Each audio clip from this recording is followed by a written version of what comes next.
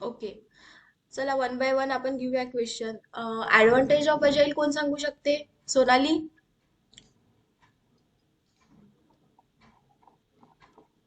याच्यामध्ये आपण at any time changes accept करू शकतो क्लायंट कडनं.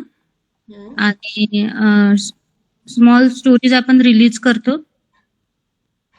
स्मॉल स्टोरीज नाही म्हणू शकत आपण त्याला. स्प्रिंट वाईज हे करतो. स्प्रिंट वाईज देतो. येस. आणि त्याच्यामुळे कम्युनिकेशन असतं याच्या टीम मध्ये. आणि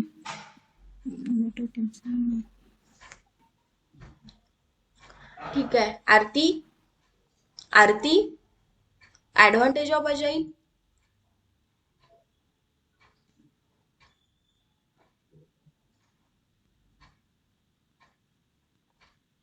शरयू?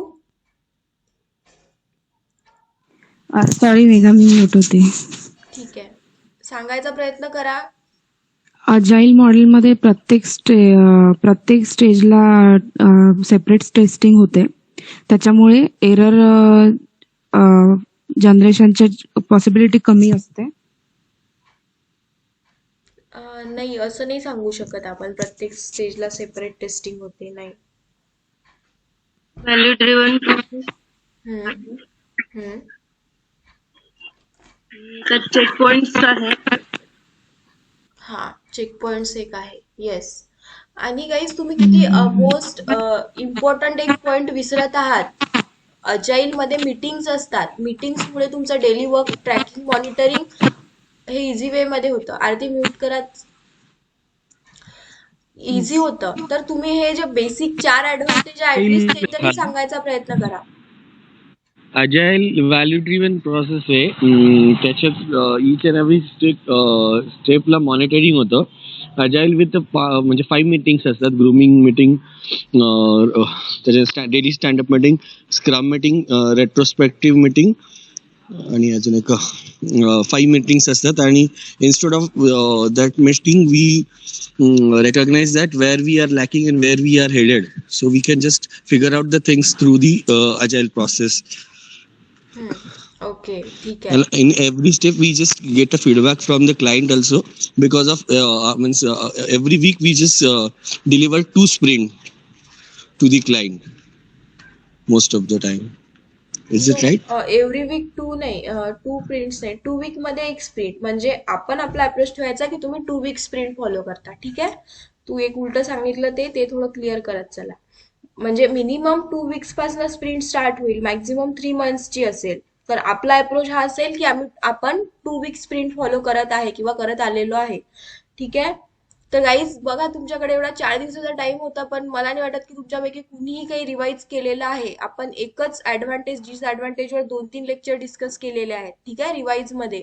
तरी पण तुम्ही एक 3-4 ऍडव्हान्टेज आतापर्यंत सांगू शकत नाहीये. तर यावरून बघा की तुमचे किती बॅकलॉग राहिलेले आहेत. ठीक आहे, हे तुम्ही कव्हर करणं एक्सपेक्टेड आहे. यानंतर नेक्स्ट क्वेश्चन आहे,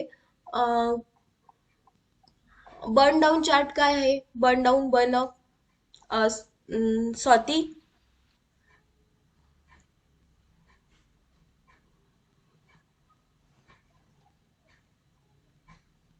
सिया?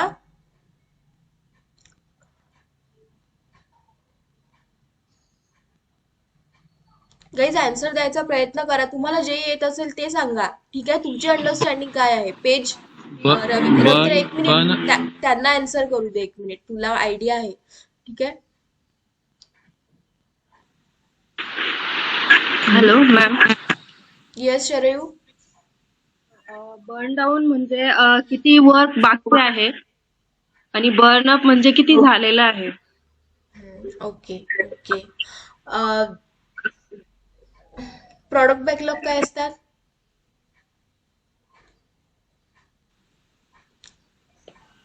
ट्विंकल?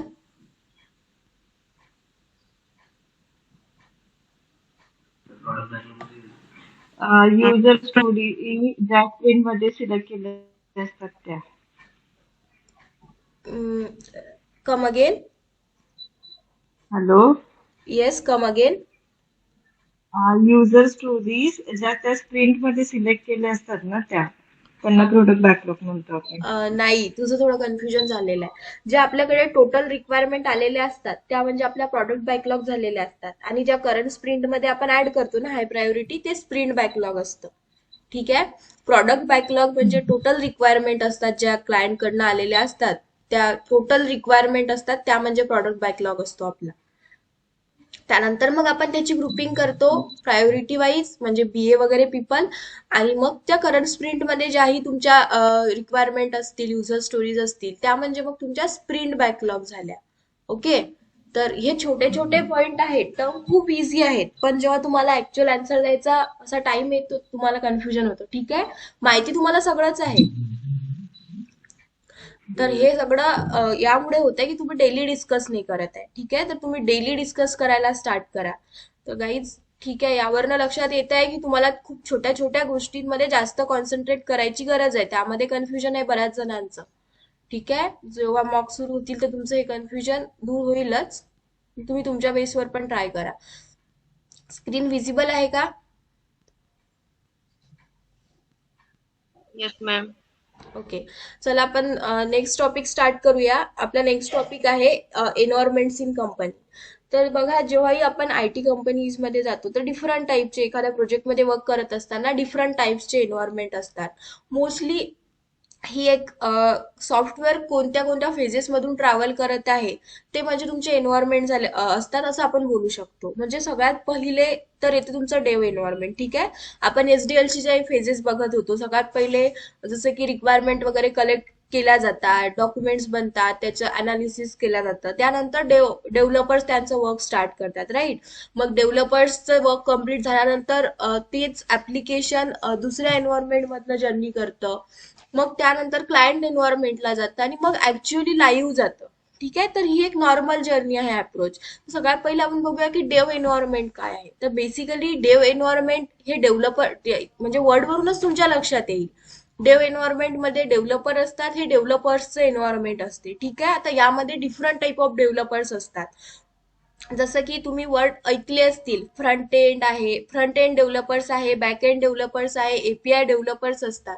ठीक आहे. त्यानंतर युआय डेव्हलपर्स असतात वेगळे, जे की तुम्हाला जेही स्क्रीनवर ऑब्जेक्ट दिसत आहे तर युआय इंटिग्रेट करतात, हे डेव्हलपर्स असतात. काही ओरॅकल डेव्हलपर्स असतात.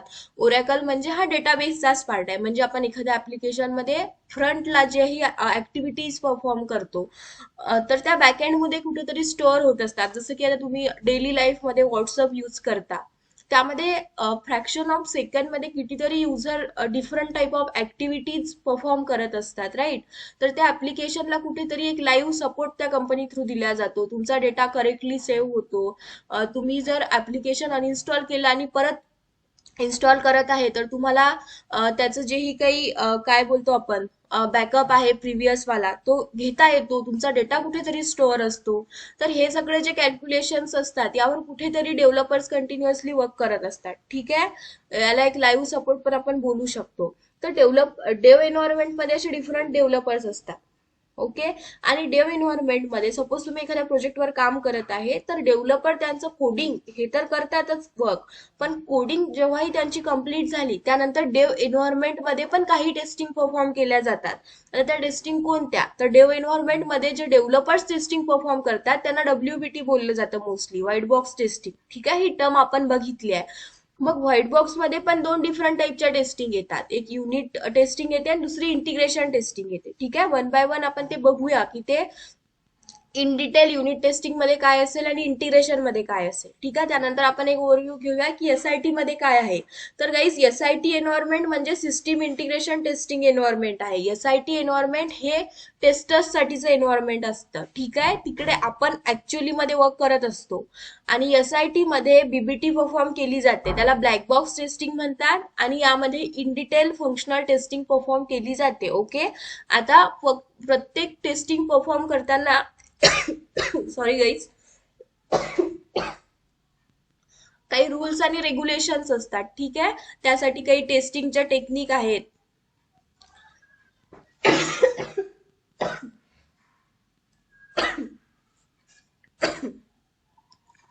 सॉरी. टेस्टिंगच्या काही डिफरंट टेक्निक्स आहेत, तर त्या टेक्निक पण आपल्याला बघायच्या. त्यानंतर टेस्टिंगचे काही functional, non functional, performance based, security based testing type आहे, तर तेव्हा ते आपण SIT मध्ये बघू. ठीक आहे. त्यानंतर UAT मध्ये आपल्याला 2 टाईपच्या टेस्टिंग बघायच्या आहेत, त्या म्हणजे अल्फा टेस्टिंग आणि बीटा टेस्टिंग. ठीक आहे. वेब ऍप्लिकेशन, मोबाईल ऍप्लिकेशन असे डिफरंट काही ऍप्लिकेशन्स असतात, त्यानुसार त्या परफॉर्म केल्या जातात.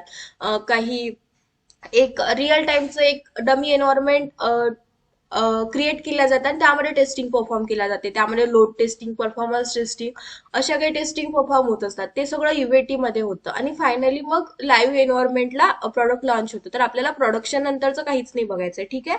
फोर्थ मध्ये आपण कोणती टेस्टिंग नाही बघणार आहे, काहीच नाही. प्रॉड एन्व्हायरमेंट मधले गेलं म्हणजे ऍप्लिकेशन लाईव्ह गेलेलं असतं. ठीक आहे. मग त्यानंतर जर त्यामध्ये काही इश्यूज वगैरे असल्या, काही चेंज रिक्वेस्ट असल्या, तर मग त्या रेज होतात क्लायंटकडनं वगैरे, आणि मग ते आपण चेंज करतो, म्हणजे ते आपल्या प्रॉडक्ट बॅकलॉग मध्ये येतात असं आपण बोलू शकतो. तर असा एक नॉर्मल फ्लो चालत असतो. सगळ्यात पहिला आपण डेव एन्व्हायरमेंट मधल्या टेस्टिंगला फोकस करू. ठीक आहे. तर डेव एन्व्हायरमेंट मध्ये जी टेस्टिंग परफॉर्म केली जाते ते डेव्हलपर्स करतात. ठीक आहे. एक क्लिअर आहे. सेकंड म्हणजे डेव एन्व्हायरमेंट्स मध्ये WBT परफॉर्म केली जाते. WBT मध्ये फर्स्ट टेस्टिंग आहे युनिट टेस्टिंग. तर गाईज, युनिट टेस्टिंग मध्ये जसं की आपण आधी पण एक पेटीएमचं ऍप्लिकेशन बघितलंय. ठीक आहे. सगळ्यांना स्क्रीन व्हिजिबल आहे, ही डायग्राम व्हिजिबल आहे.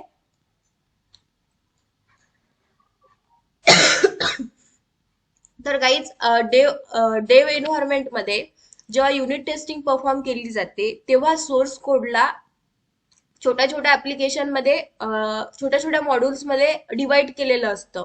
तर एक एक मॉड्यूलचा सोर्स कोड डेव्हलपर्स चेक करत असतात, क्रॉस चेक करत असतात. ठीक आहे. त्यांनी जी कोडिंग केली आहे ती ऍक्च्युअल ज्या रिक्वायरमेंट आहे त्यानुसार वर्क करत आहे की नाही हे डेव्हलपर्स चेक करत असतात. म्हणजे की जसं आपण इकडे एक मोबाईल रिचार्जचं एक्झाम्पल बघूया. तर मोबाईल रिचार्जच्या एक्झाम्पल मध्ये काय होईल, जेव्हा युनिट टेस्टिंग स्टार्ट करतील डेव्हलपर्स, तर त्यावेळेस त्यांना या पेजवरच्या अदर मॉड्यूल सोबत एक काही कन्सर्न नसेल. ते फक्त या मॉड्यूलला फोकस करतील आणि याची फंक्शनॅलिटी व्यवस्थित डिझाईन झाली आहे का, ती वर्क करत आहे का अकॉर्डिंग टू द रिक्वायरमेंट, हे सगळं चेक करतील. ठीक आहे. आणि ते हाय लेवलला चेक करतात. ठीक आहे. जेव्हाही युनिट टेस्टिंग आणि इंटिग्रेशन टेस्टिंग डेव्हलपर परफॉर्म करत असतात, तर ते टेस्टर सारखं टेस्ट केस लिहिणं, इन डिटेल स्क्रिप्ट करणं, किंवा डिफरंट सिनेरिओ डिझाईन करणं. जसं की आपण बघितलंय की टेस्टर्सला इन डिटेल टेस्टिंग करावं लागतात. ते पॉझिटिव्ह सिनेरिओ पण टेस्ट करतात, ते निगेटिव्ह सिनेरिओ पण टेस्ट करतात. But in case of developer असं नसतं. ठीक आहे. डेव्हलपर त्यांची जशी कोडिंग झाली तसं ती फंक्शनॅलिटी व्यवस्थित इम्प्लिमेंट झाली आहे की नाही एवढं एक हाय लेवलला चेक करतात. ठीक आहे. जसं की त्यांच्याकडे काहीतरी एक डमी इमेज दिलेली असेल, त्यानुसार मग ते बघतील की त्याची डिझाईन बनली आहे का, आणि मग त्यांना मोबाईल नंबर किंवा अमाऊंट ही जी फील्ड आहे यामध्ये एखादं इनपुट टाकून बघतील ते हाय लेवलला. ठीक आहे. एखादा मोबाईल नंबर ऍक्सेप्ट करत आहे का, मग तिथे ते हे नाही चेक करत बसणार की प्रत्येक कंपनीचा मोबाईल ऍक्सेप्ट वगैरे करत आहे का. ठीक आहे. त्यासाठी कोडिंगमध्ये ज्या रिक्वायरमेंट असतील ते सर्व इम्प्लिमेंट करतील. बट हाय लेवलला एक टेस्ट करतील की प्रत्येक functionality according to the requirement design झाली आहे का आणि वर्क करत आहे का. ठीक आहे. तर हे जे सेपरेट मॉड्यूल टेस्ट करतात याला बोलतात युनिट टेस्टिंग. ठीक आहे. त्यानंतर हे मॉड्यूल जेव्हा सेपरेटली टेस्ट केल्या जातात आणि ते वर्किंग त्यांचं ओके असतं, त्यानंतर ते मॉड्यूल एक दुसऱ्यासोबत इंटिग्रेट केल्या जातात. ठीक आहे. तर त्यानंतर मग इंटिग्रेशन टेस्टिंग होती. आता हे टेस्टिंग परफॉर्म करताना एक एक्स्ट्रा पॉईंट तुम्ही लक्षात ठेवा, एक इन्क्रिमेंटल इंटिग्रेशन टेस्टिंगचा अप्रोच असतो, ते फॉलो करतात मोस्टली. इन्क्रिमेंटल इंटिग्रेशन टेस्टिंग म्हणजे काय असतं गाईज, जसं की आता या पेजवर डिफरंट तुम्ही 7-8 मॉड्यूल्स बघत आहे, लक्षात येत आहे ना सगळ्यांच्या. युनिट टेस्टिंग सगळ्यांना कळलं आहे गाईज. यस नो म्हणत चला, म्हणजे मला कळेल की यस तुम्हाला कळत आहे म्हणून, नाहीतर मग आपण रिपीट करूया. Yes ma'am. ठीक आहे. तर युनिट टेस्टिंग मध्ये जेव्हा हे सेपरेट मॉड्यूल झाले, तर मग इन्क्रिमेंटल इंटिग्रेशन टेस्टिंग मध्ये काय केलं जातं, ही टर्म तुम्हाला कोणी विचारणार नाही, तुमच्या नॉलेजसाठी सांगत आहे.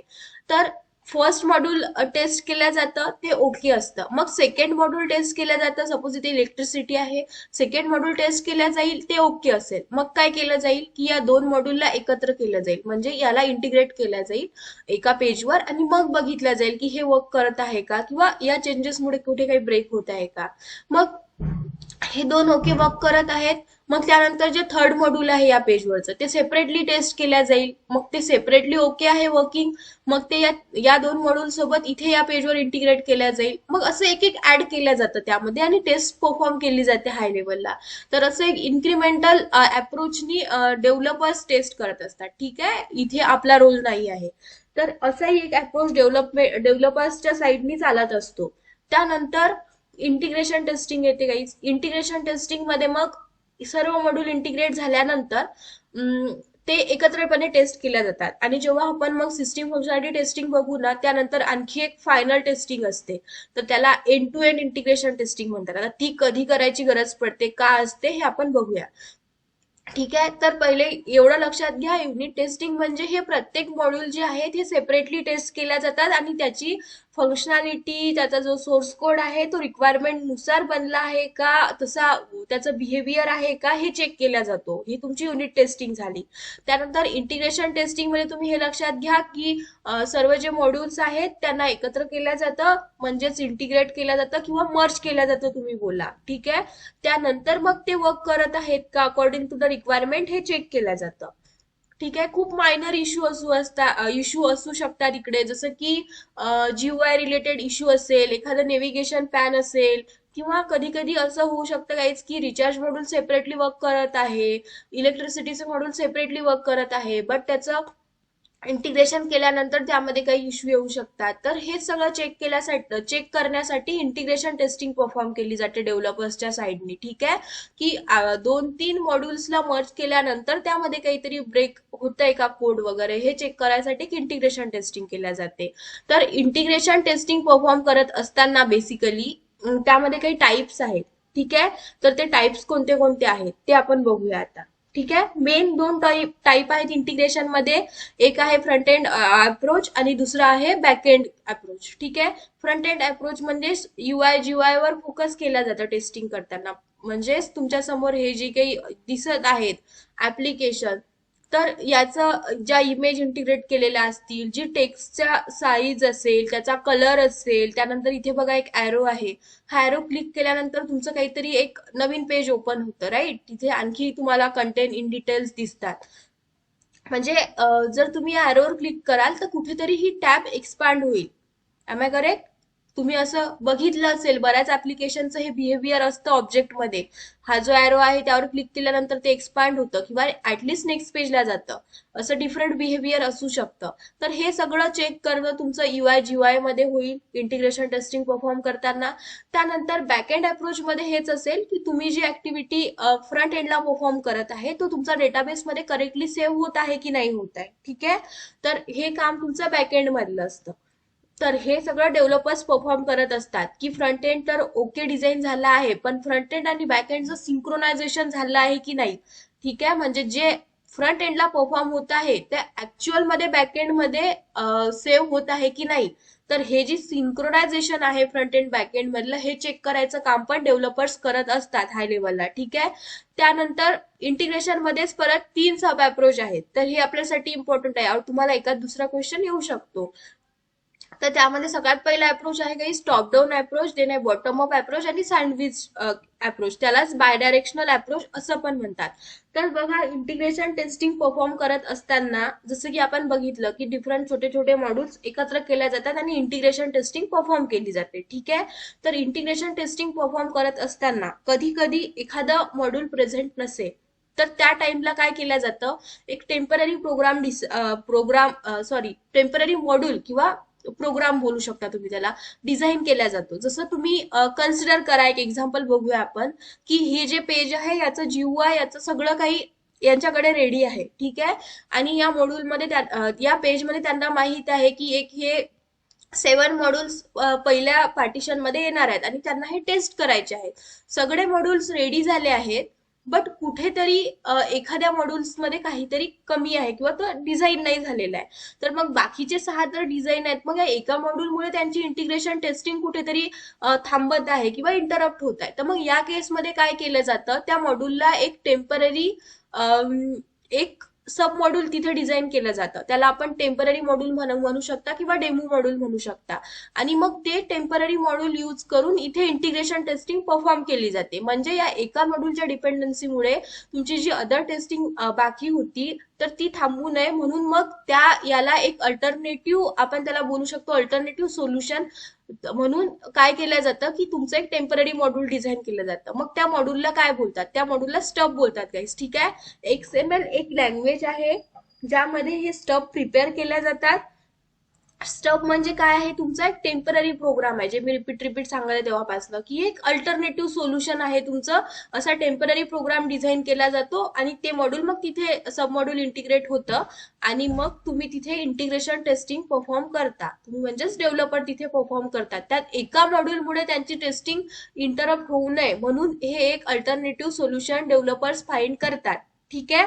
तर टॉप डाऊन अप्रोच मध्ये जेव्हा इंटिग्रेशन टेस्टिंग परफॉर्म करायची असते आणि एखादं सब मॉड्यूल प्रेझेंट नसते, त्या केसमध्ये टेम्पररी प्रोग्राम्स क्रिएट केल्या जातात. त्यांना स्टब असं बोलतात. ते प्रोग्राम बनवायसाठी XML हे लँग्वेज यूज केल्या जाते आणि नंतर मग बाय युझिंग स्टब ते त्यांची इंटिग्रेशन टेस्टिंग परफॉर्म करतात. ओके.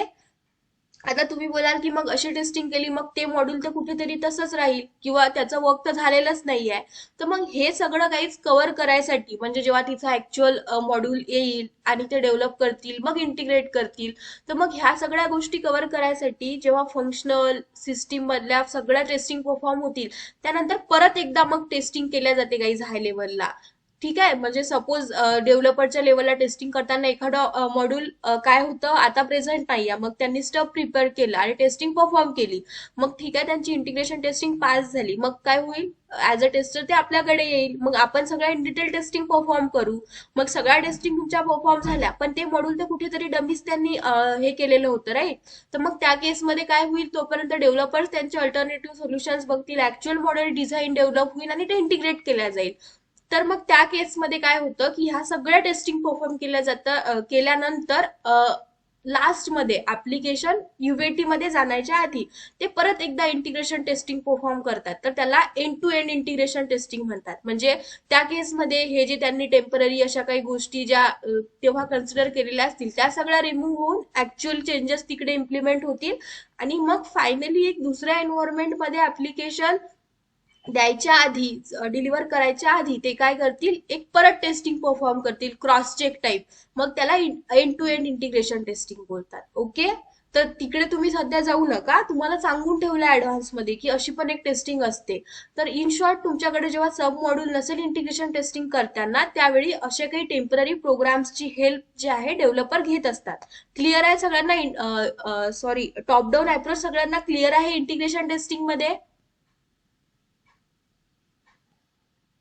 येस मेघा. ओके. म्हणजे तुम्हाला लक्षात आलं. आता इथे तुम्हाला 3 पॉइंट सांगायचे आहेत टॉप डाऊन अप्रोच सांगताना. एक म्हणजे काय की जेव्हाही कोणतं सब मॉड्यूल प्रेझेंट नसेल त्या केसमध्ये डेव्हलपर्स काय करतात? स्टब प्रिपेअर करतात. ठीक आहे. स्टब म्हणजे काय आहे? सेकंड पॉइंट म्हणजे एक टेम्पररी प्रोग्राम आहे जो डिझाईन केलेला असतो डेव्हलपरनी. आणि त्यानंतर स्टब प्रिपेअर करायला ते कोणती लँग्वेज यूज करतात? तर XML लँग्वेज यूज करतात. ओके. आता जसं तुम्हाला टॉप डाऊन अप्रोच कळला की इकडे सब मॉड्यूल प्रेझेंट नसतं, तसंच मग बॉटम अप अप्रोच मध्ये त्याचं थोडं एक आपण बोलू शकतो अपोजिट आहे. इकडे सब मॉड्यूल प्रेझेंट नसतं, बॉटम अप अप्रोच मध्ये गाईज तुमचं मेन मॉड्यूलच प्रेझेंट नसतं. म्हणजे तुमच्याकडे हे सगळे separately module with source code ready आहेत, विथ GUI UI रेडी आहे, बट कुठेतरी ही जी फ्रेम आहे तुमचं जे मेन मॉड्यूल आहे हेच रेडी नाही आहे. ठीक आहे. त्यामध्येच काहीतरी इंटरप्शन आहे. तर मग त्या केसमध्ये काय केलं जातं? एक टेम्पररी मेन मॉड्यूल डिझाईन केला जातो. टेम्पररी मेन प्रोग्राम बोला ते डिझाईन केलं जातं.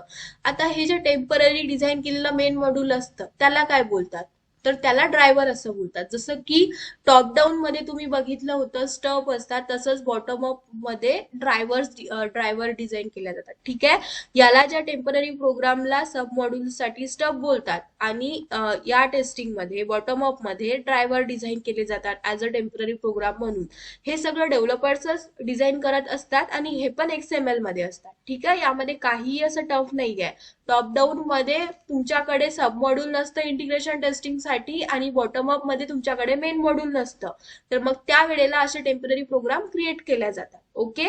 बॉटम अप अप्रोचही ऍज इट इज आहे, इंटिग्रेशन टेस्टिंग परफॉर्म होत आहे. फक्त मेन मॉड्यूल नसताना ड्रायव्हर्सची हेल्प इकडे डेव्हलपर्स घेतात. ठीक आहे. त्यानंतर गाईज थर्ड आपला अप्रोच आहे. तर थर्ड अप्रोच तुम्हाला त्या नेम वरूनच तुम्हाला ती टर्म लक्षात येईल. सँडविच अप्रोच किंवा बाय डायरेक्शनल अप्रोच. म्हणजे काय होत आहे इथं की कधी कधी अशी एक रेअर केस असू शकते की तुमच्याकडे मेन मॉड्यूल तर नाहीच आहे, पण त्याच टाइमला सेम टाइमला तुमच्याकडे एखादा सब मॉड्यूल पण प्रेझेंट नसेल. ठीक आहे. तर मग त्या केसमध्ये तुम्हाला अदर मॉड्यूल्स तर तुमचे रेडी असतील तर तुम्ही तिकडे थांबू नाही शकत. ठीक आहे. बिकॉज टाइम ड्युरेशन ह्या पण काही गोष्टी असतात. तर मग या केसमध्ये स्टब आणि ड्रायव्हर्स हे दोन्ही पण डेव्हलपर्स प्रिपेअर करतात आणि मग ते दोन्हीही इंटिग्रेट करून मग ते टेस्टिंग परफॉर्म करतात. ओके. इंटिग्रेशन टेस्टिंग परफॉर्म करतात. म्हणजे वर्क थांबून नाही ठेवत. त्यामुळे कुठेतरी डिपेंडन्सी झाली असेल तर एखादा मेन मॉड्यूलचं डिझाईन नाही आहे, एखादा सब मॉड्यूल पण प्रेझेंट नाही आहे, मग त्या केसमध्ये ते असे ड्रायव्हर आणि स्टब प्रिपेअर्ड करतात आणि इंटिग्रेट करतात आणि मग टेस्टिंग स्टार्ट करतात त्यांची. ठीक आहे. तर याला बोलतात बाय डायरेक्शनल अप्रोच. हा इंटिग्रेशन टेस्टिंग मधला बाय डायरेक्शनल अप्रोच आहे. आता यावर तुम्हाला टॉप डाऊन, बॉटम अप आणि बाय डायरेक्शनल तीनही अप्रोच इझीच आहेत गाईज. तुम्ही एवढं लक्षात ठेवा. टॉप डाऊन मध्ये काय तुमचं कोणतं मॉड्यूल प्रेझेंट नसतं? सब मॉड्यूल. सब मॉड्यूल, येस. बॉटम अप मध्ये तुमचं मेन मॉड्यूल मेन मॉड्यूल. आणि सँडविच मध्ये दोन्ही पण नसतात. ही एक रेअर केस असू शकते. मेन मॉड्यूल पण नाहीये आणि सेम टाइमला एखादं सब मॉड्यूल पण कुठेतरी त्याचं वर्क थांबलं आहे, ते रेडी नाहीये. तर त्या केसमध्ये मग असे दोन्ही मॉड्यूल्सचं एक अल्टरनेटिव्ह म्हणून ड्रायव्हर आणि स्टब प्रिपेअर करून तुमची इंटिग्रेशन टेस्टिंग परफॉर्म केली जाते. ओके. क्लिअर आहे. तर गाईज डेव एन्व्हायरमेंट मध्ये आपल्यासाठी सगळ्यात इम्पॉर्टंट आहे की डब्ल्यूबीटी परफॉर्म केली जाते. सेकंडली ते डेव्हलपर्स परफॉर्म करतात. त्यानंतर डब्ल्यूबीटी मध्ये ते 2 टाइम्सच्या टेस्टिंग परफॉर्म करत असतात. एक आहे युनिट टेस्टिंग, सेकंड आहे इंटिग्रेशन टेस्टिंग. ओके. त्यानंतर इंटिग्रेशन टेस्टिंग मध्ये पण ते 2 अप्रोच फॉलो करत असतात. कोणते कोणते अप्रोच आहेत ते? 2 टाइप ऑफ टेस्टिंग फॉलो करत असतात असंही तुम्ही बोलू शकता. काहीच आपण जस्ट डिस्कस केलाय. युनिट टेस्टिंग आणि इंटिग्रेशन टेस्टिंग. नाही ते तर झालंच. मग त्यानंतर आपण इंटिग्रेशन मध्ये आलो इन डिटेल. मग इंटिग्रेशन मध्ये 2 टाइप कोणते आहेत? टॉप डाऊन आणि बॉटम अप. युआय जीयूआय एक असतो आणि सेकंड तुमचा डेटाबेस असतो. राईट. डेटाबेस किंवा बॅकएंड हे 2 त्याचे मेन टाइप आहेत. त्यानंतर इंटिग्रेशन टेस्टिंग परफॉर्म करताना काही अप्रोचेस फॉलो केले जातात. त्याला तुम्ही सब टाइपही बोलू शकता किंवा अप्रोचही बोलू शकता. तर ते 3 अप्रोच तुमचे कोणते असतील? टॉप डाऊन, बॉटम अप आणि सँडविच. किंवा सँडविच. ठीक आहे. तर आपण एवढे पॉइंट तुमच्या लक्षात असायला हवेत. क्लिअर आहे सगळ्यांना? सगळ्यात पहिले डेव एन्व्हायरमेंट, त्यानंतर डेव मध्ये डब्ल्यूबीटी मध्ये two types, unit and integration. Integration testing मध्ये again 2 type, that is GUI, UI and database. त्यानंतर त्याचे 3 सब टाइप और अप्रोच. ते कोणते आहेत? Bottom up, top down, sandwich. Clear? Yes. कुणाला कुठेही कन्फ्युजन आहे का? आताच क्वेश्चन विचारा.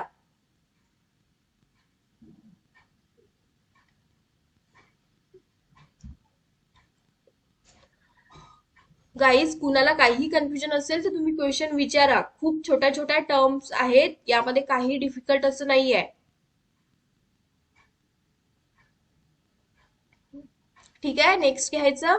क्लिअर आहे सगळ्यांना? येस. नेक्स्ट चालायचं. गाईज आन्सर करत चला सगळेच लोक. एकानेच रिस्पॉन्स करणं एक्सपेक्टेड नाहीये. म्हणजे मला कसं कळेल की तुम्हाला जो टॉपिक आहे तो क्लिअर आहे की नाही आहे. तर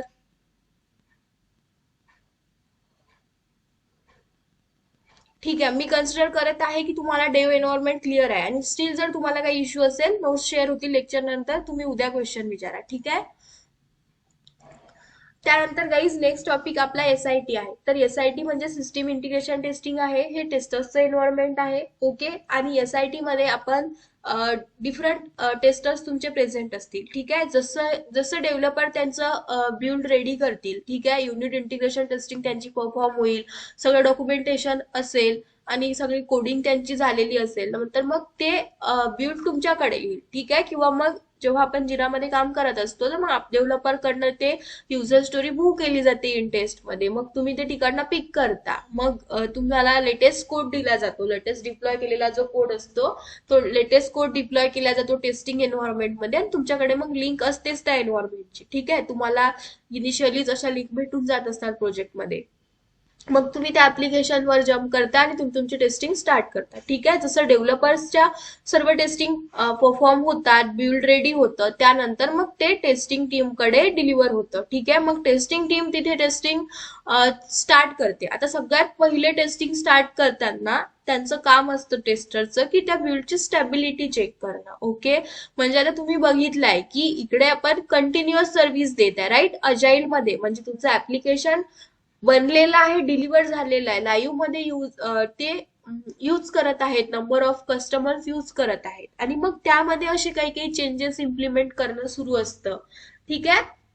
आणि त्यावर आपण वर्क करत असतो, स्प्रिंट वाईज जी डिलिव्हरी देत असतो तसं. जसं की तुमचं फोन पे आहे, राईट. फोन पे मध्ये मी नेहमी एक एक्झाम्पल सांगत असते की काही डिफरंट टॅब्स आहेत ते आता इम्प्लिमेंट झाले आहेत, आणखी काही चेंजेस येत आहेत, ठीक आहे. तुम्ही एखाद्या दुसऱ्या महिन्यानंतर तिथे काहीतरी चेंजेस बघत असता. किंवा तुमचं व्हॉट्सअप आहे, व्हॉट्सअपमध्ये पण तुम्ही चेंजेस बघत असता. जसं की प्रिव्हियसली तुम्हाला फक्त एक कॉन्टॅक्ट सेव्ह करायचे होते आणि आपण एक दुसऱ्याचे डीपीस चेक करत बसायचो की यांनी चेंज केला का, त्यांनी चेंज केला का. त्यानंतर त्यामध्ये एक इंटरेस्टिंग पार्ट त्यांनी इंटिग्रेट केला, तो म्हणजे स्टेटस. आता कुणाला कुणाची कॉन्टॅक्ट लिस्ट माहित नसेल, डीपी माहित नसतील, पण सगळेजण स्टेटस चेक करतात, स्वतःचं स्टेटस टाकता येते. मग ते पण 24/24 हवर्स आपल्याला ठेवता येते, ठीक आहे. म्हणजे ते आपोआप तिकडनं डिलीट होऊन जाते. असे जे छोटे छोटे चेंजेस ऍप्लिकेशन मध्ये येत आहेत, तर कुठेतरी व्हॉट्सअप या ऍप्लिकेशनवर पर्टिक्युलर कंपनी कंटिन्युअसली वर्क करत आहे, राईट, ते चेंजेस इम्प्लिमेंट करायसाठी. मग तेवढेच चेंजेस डेव्हलप केल्या जातात आणि तेवढेच त्या ऍप्लिकेशन मध्ये इंटिग्रेट केल्या जातात, राईट. तर आता हे जे असे चेंजेस जेव्हा इंटिग्रेट होतात या अशा ऍप्लिकेशन्स मध्ये, तेव्हा या चेंजेसमुळे त्यांच्या फंक्शनॅलिटी ज्या प्रिव्हियसली होत्या त्या कुठे ब्रेक झाल्या आहेत का. जसं की आता व्हॉट्सअपमध्ये स्टेटस टॅब आली, तर स्टेटस टॅब वर जेव्हा ते वर्क करत असतील, डेव्हलपर्सनी त्यांचं वर्क केलं, मग ते टेस्टिंग टीमकडे गेलं. मग टेस्टिंगची टीमचं काम असतं की या चेंजेसमुळे काहीतरी कॉन्टॅक्टची जी टॅब आहे तुमची पहिली, तर ती कुठेतरी ब्रेक झाली आहे का, ठीक आहे, हे चेक करणं. किंवा मग तुमच्या तिकडे तिसरी टॅब असते ऑडिओ व्हिडिओ कॉल्सची, तर त्यामध्ये काही चेंजेस झाले आहेत का, UI GUI वर काय चेंजेस झाले आहेत का. तर हे जी तुमची अशा छोट्या छोट्या काही गोष्टी असतात, कोड चेंजमुळे ह्या मायनर फंक्शनॅलिटीज ब्रेक होत आहेत का, हे टेस्टरला बघायचं असतं, ठीक आहे. तर याला स्टॅबिलिटी बोलतात, बिल्डची चेक करणं की बिल्ड स्टेबल आहे का, मग ते अशा चेंजेसमुळे काही प्रॉब्लेम झाला आहे का. स्टॅबिलिटीमध्ये इन शॉर्ट टेस्टरला चेक करायचं असतं की सगळ्यात पहिले तर त्या ऍप्लिकेशन मध्ये पासवर्ड ID टाकून बघतात की ऍप्लिकेशन मध्ये युजर लॉग इन होऊ शकतोय का, ठीक आहे, ऍप्लिकेशन त्याला अलाउ करत आहे का इनसाइड मध्ये जम्प करायसाठी. तर ही एक स्टॅबिलिटीचा पार्ट आहे. त्यानंतर चेक करायचं असतं की जसं तुम्ही पासवर्ड टाकता त्यानंतर तिकडे एक ॲरो असतो नेक्स्ट वाला, ठीक आहे, तुम्ही तिकडे क्लिक करता किंवा मग तुम्ही एंटर बटनवरही म्हणजे एंटर बटन पण प्रेस करून ऍप्लिकेशन म्हणजे लॉग इन करू शकता, ठीक आहे. तर स्टॅबिलिटी मध्ये हे एक्सपेक्टेड असतं की एक तर तुमचं ऍप्लिकेशनने तुम्हाला अलाउ केलं पाहिजे, त्यानंतर तुमच्या ज्या ह्या बेसिक ऑब्जेक्ट आहेत पेजवरचे, जसं की नेव्हिगेशन टॅब आहे, तुमची हायपरलिंक आहे, टेक्स्ट बॉक्स आहेत, तुमचे रेडिओ बटन्स आहेत, चेकबॉक्स आहेत, तर हे सगळे क्लिकेबल आहेत का, तुम्ही ऍप्लिकेशन मध्ये मूव्ह करू शकत आहे का. तुमच्या ऍप्लिकेशन मध्ये जर डिफरंट टॅब असतील तर तुम्ही एका टॅबवर क्लिक केल्यानंतर ती ओपन होत आहे का, दुसरी टॅब ओपन होत आहे का. तर इन शॉर्ट तुम्हाला ऍप्लिकेशनची स्टॅबिलिटी बघायची असते, ठीक आहे. जसं की कधी कधी काय होतं की एखादा ऍप्लिकेशन जेव्हा डेव मधून SIT मध्ये जातं, तर काय होतं, हे दोन डिफरंट एन्व्हायरमेंट असतात. जो कोड डेव एन्व्हायरमेंट मध्ये प्रिपेअर केला जातो, मग तो कोड टेस्ट एन्व्हायरमेंट मध्ये डिप्लॉय केला जातो. तर या डिप्लॉयमेंट नंतर मग जेव्हा युजर लॉग इन करायचा प्रयत्न करतात, म्हणजे टेस्टर्स लॉग इन करायचा प्रयत्न करतात, तर काय होतं की त्यांना लॉग इन पेजवरच इश्यू देतो, लॉग इन पेजेस अलाउ करत नाही ऍप्लिकेशन मध्ये आतमध्ये जायला. तर त्या केसमध्ये तुम्ही म्हणू शकता का की तुमचं ऍप्लिकेशन स्टेबल आहे, भलेही त्या ऍप्लिकेशनचे जे इंटरनल मॉड्यूल्स आहेत त्याची कोडिंग ओके असेल गाईज, बट तुम्ही ऍप्लिकेशन मध्ये लॉग इनच नाही करू शकत आहे, तर तुमचं ऍप्लिकेशन स्टेबल आहे असं तुम्ही म्हणू शकता का?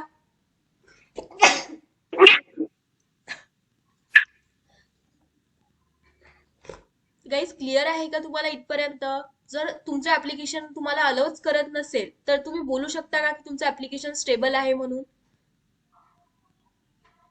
No.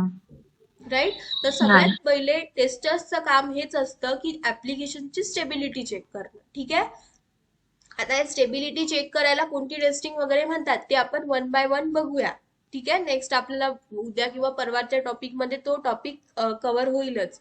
तर सगळ्यात पहिले तुम्ही एवढं समजून घ्या की टेस्टर्सचं काम असतं ऍप्लिकेशन आल्यानंतर ते स्टेबल आहे की नाही, म्हणजे त्याचं लॉग इन बटन्स, त्यांचे टेक्स्ट बॉक्स, आता टेक्स्ट बॉक्सवर क्लिक केल्यानंतर एक्सपेक्टेड काय असतं की तुम्ही इकडे डेटा एंटर करू शकले पाहिजे.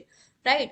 तर ह्या ज्या तुमच्या फंक्शनॅलिटीज, हे जे तुमचे ऑब्जेक्ट आहेत ते as per the expectation work करत आहेत का, ऍप्लिकेशन मध्ये तुम्हाला ट्रॅव्हलिंग करायला अलाउ करत आहेत का, हे चेक केलं जातं टेस्टर्स कडनं, म्हणजे स्टेबिलिटी चेक केल्या जाते. ठीक आहे. हे बेसिक काम टेस्टरचं असतं SIT मध्ये. त्यानंतर गाईज मग different type of functional testing perform केल्या जातात. आता त्या कोणत्या कोणत्या आहेत ते आपण वन बाय वन बघूया. ठीक आहे. सगळ्यात पहिले SIT मध्ये एक लक्षात घ्या की काही मेन टाईपच्या टेस्टिंग आहेत, मग आपण सब टाईपवर जम्प करूया. तर सगळ्यात पहिले VBT मध्ये मेन 4 टाईप ऑफ टेस्टिंग आहे, त्या म्हणजे युझॅबिलिटी टेस्टिंग आहे, सिक्युरिटी, परफॉर्मन्स आणि फंक्शनल. तर यामध्ये बघा सिक्युरिटी आणि परफॉर्मन्स टेस्टिंग ह्या मोस्टली याचे काही डिफरंट टूल्स असतात जे की खूप महागडे असतात आणि प्रत्येक प्रोजेक्टमध्ये ते नसतात. ठीक आहे. एक कंपनी लेवलला असतील तर याचे काही वेगळे तुम्ही बोलू शकता टीम असतात ज्या की परफॉर्म करतात ऍप्लिकेशन ओव्हरऑल डेव्हलप झाल्यानंतर, मग एक फंक्शनल आणि सगळी टेस्टिंग परफॉर्म झाल्यानंतर मग हाय लेवलला त्याची सिक्युरिटी आणि परफॉर्मन्स चेक केला जातो. जसं की सपोज एखादी कंपनी एखाद्या बँकिंग साठी किंवा एखाद्या बँकेसाठी एखादं ऍप्लिकेशन प्रिपेअर करत असेल तर मग त्या ऍप्लिकेशनचा सिक्युरिटी रिलेटेड काही टेस्टिंग परफॉर्म करणं हे गरजेचं असतं. ठीक आहे.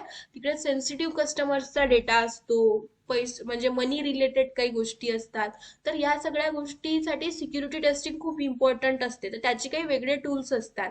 तर मग ह्या काही पर्टिक्युलर कंपनीजकडे हे टूल्स असतात. मग असं होतं की डेव्हलपमेंट एखाद्या ऍप्लिकेशनची दुसरी कंपनी करते आणि त्यांच्यासाठी सिक्युरिटी सपोर्ट दुसऱ्या कंपनीकडनं घेतलेला असतो. तर ठीक आहे. म्हणजे इन शॉर्ट एवढं लक्षात घ्या की सिक्युरिटी आणि परफॉर्मन्स टेस्टिंगसाठी लागणारे जे काही टूल्स असतात ते खूप हाय कॉन्फिगर्ड आणि काही डिफरंट टूल्स असतात. तर ते प्रत्येक प्रोजेक्टमध्ये अशा आपल्यासारखं नॉर्मल सगळ्याच लोकांना हँडल करायला नाही मिळत. त्यांच्या काही वेगळ्या कंपनीज असतात, त्यांच्याकडे ते त्यांच्या पुरते ते लिमिटेड असतात. तर म्हणून आपण सिक्युरिटी आणि परफॉर्मन्स टेस्टिंगचा पार्ट नाही बनू शकत ऍज अ टेस्टर. ठीक आहे.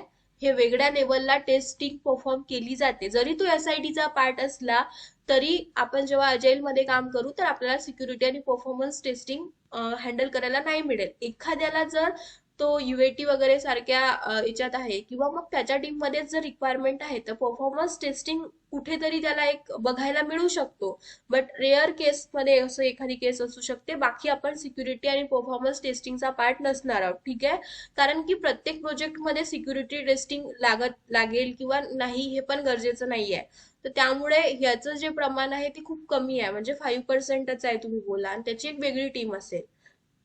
तर ह्या दोन टेस्टिंग आपण नाही बघणार आहे. फक्त तुम्हाला माहिती असायला हवं की SIT मध्ये ह्या 4 टाईप ऑफ टेस्टिंग आहेत. तर सिक्युरिटी आणि परफॉर्मन्स मध्ये आपलं काहीच योगदान नाहीये, आपला काहीच रोल नाहीये. त्यानंतर आपण बघणार आहे युझॅबिलिटी आणि फंक्शनल टेस्टिंग. तर ह्या टेस्टिंग मोस्टली परफॉर्म होतात आणि आपला इकडे मेन रोल आहे. तर युझॅबिलिटी टेस्टिंग मध्ये काय परफॉर्म करतो त्या वर्डवरूनच तुम्हाला लक्षात येते गाईज. तुम्ही गेस करू शकता का युझॅबिलिटी टेस्टिंग मध्ये काय असू शकतं? एनीवन?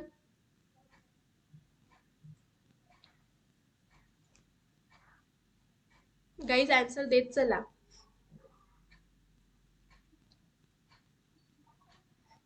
ठीक आहे. युझॅबिलिटी टेस्टिंग मध्ये काय आहे, मेन 2 टाईप आहेत. एक आहे UI GUI रिलेटेड आणि दुसरा आहे मॅन्युअल सपोर्ट टेस्टिंग. ओके. तर ह्या 2 टेस्टिंग युझॅबिलिटी टेस्टिंग मध्ये परफॉर्म केल्या जातात. आणि सगळ्यात पहिले युझॅबिलिटी मध्ये तुम्ही लक्षात घ्या की चेक काय केल्या जातं. जसं की आपण वर्ड स्टॅबिलिटी बघत होतो ऍप्लिकेशनची, तसंच एक मेन पार्ट ऍप्लिकेशन मध्ये असतो तो म्हणजे युजर फ्रेंडलीनेस. आता युजर फ्रेंडलीनेस म्हणजे काय आहे की एखादं ऍप्लिकेशन जसं की आपण एक फ्लिपकार्ट बघूया. ठीक आहे. जसं मी फ्लिपकार्टला गेली, आता हे एक ऍप्लिकेशन आहे, तर हे एंड युजरला किती पर्सेंट मध्ये समजतं, किती इझिली तो अंडरस्टँड करू शकते. तर हे हे एक व्यवस्थित वेनं किंवा एक अट्रॅक्टिव्ह वेनं डिझाईन करणं म्हणजे ते ऍप्लिकेशन युजर फ्रेंडली आहे असं आपण बोलू शकतो. ठीक आहे.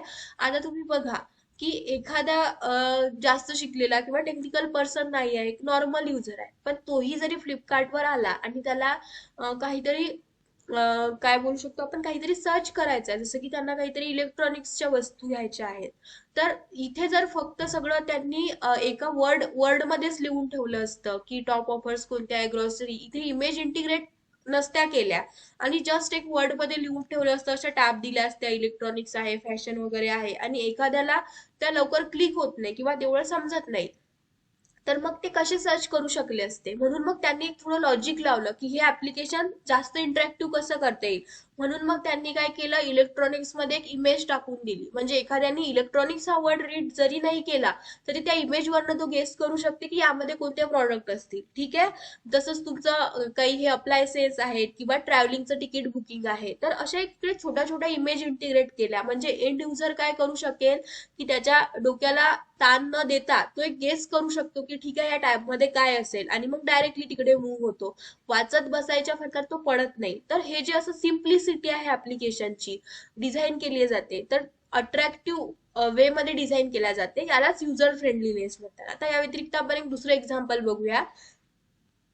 तुम्हाला सगळ्यांना नोट ऍप्लिकेशन माहित असेल, किंवा तुम्हाला सगळ्यांना पेंट माहित आहे, पेंट वगैरे, पेंट ऍप्लिकेशन गाईज सगळ्यांच्या लॅपटॉपवर आहे पेंट ऍप्लिकेशन. पेंट माहिती आहे सगळ्यांना, येस. तिकडे ड्रॉइंग वगैरे करता येते, इमेजेस बनवता येतात, राईट. आता पेंट येस. ऍप्लिकेशन किती इझिली असतं, जसं की वरती काही आपण एक ओपन करूया.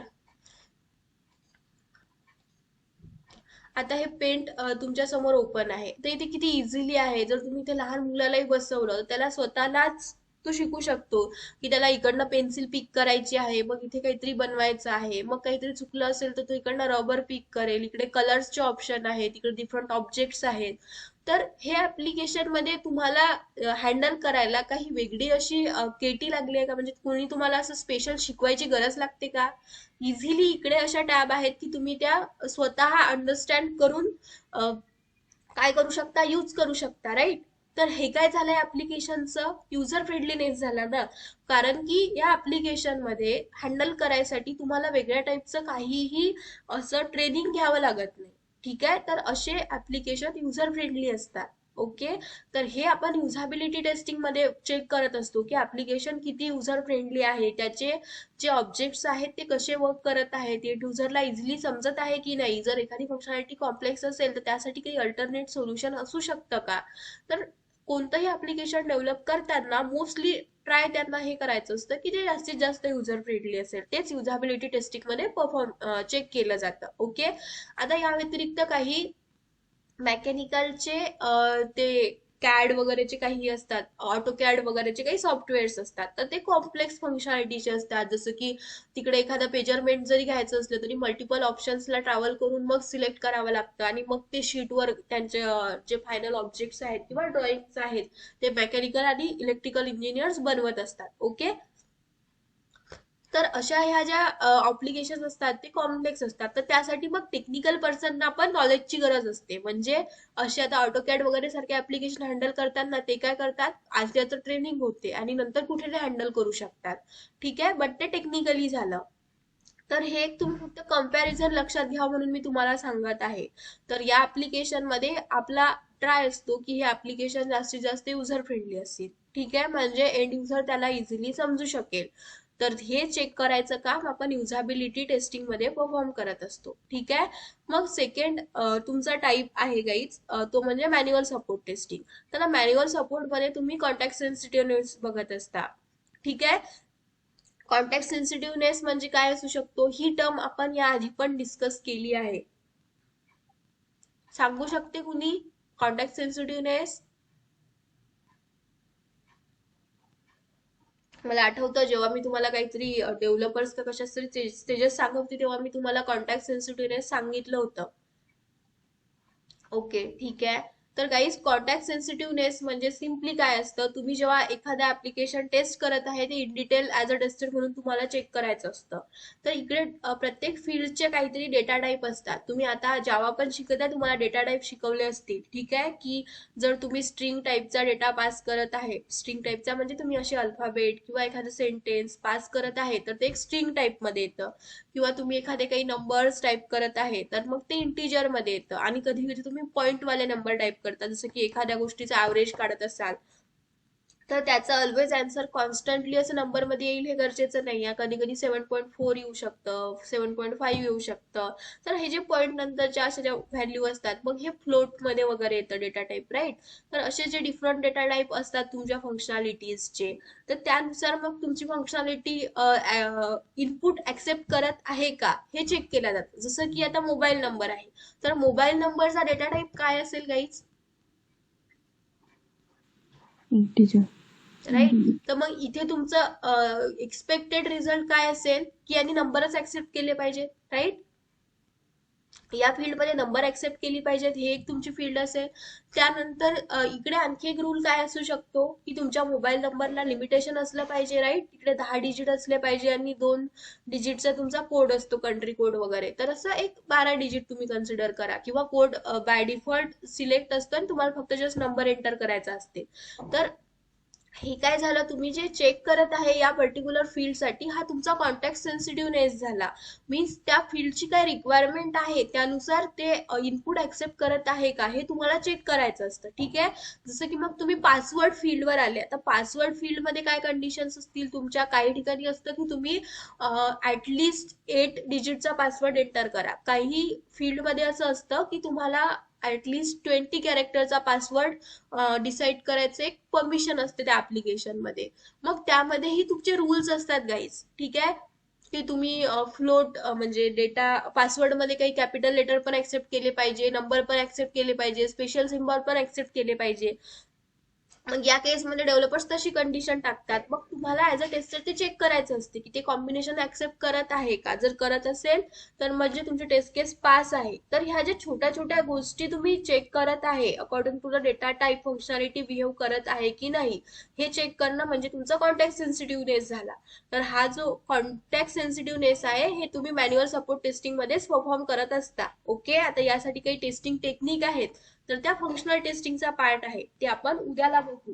पण तुम्ही इकडे एवढं लक्षात घ्या की तुम्हाला सगळ्यात पहिले UI GUI चेक करायचा असतो आणि सेकंडली कॉन्टॅक्ट सेन्सिटिव्हनेस चेक करायचा असतो. ओके, UI GUI मध्ये तुमचं ऍप्लिकेशन किती युजर फ्रेंडली वगैरे आहे हे चेक करायचं काम असतं.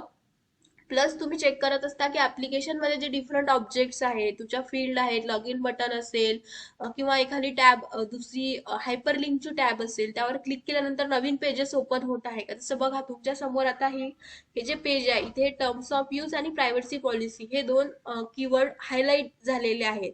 ओके, म्हणजे जर मी याला क्लिक करेल तर एक नवीन पेज ओपन होईल, राईट. इथे त्यांच्या टर्म्स आणि कंडिशन्स दिलेल्या असतील फ्लिपकार्टच्या.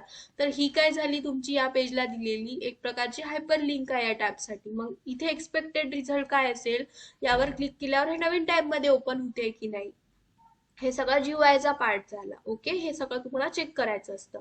तर क्लिअर आहे तुम्हाला युझॅबिलिटी टेस्टिंग मध्ये काय परफॉर्म करायचं आहे, हे क्लिअर आहे सगळ्यांना गाईज.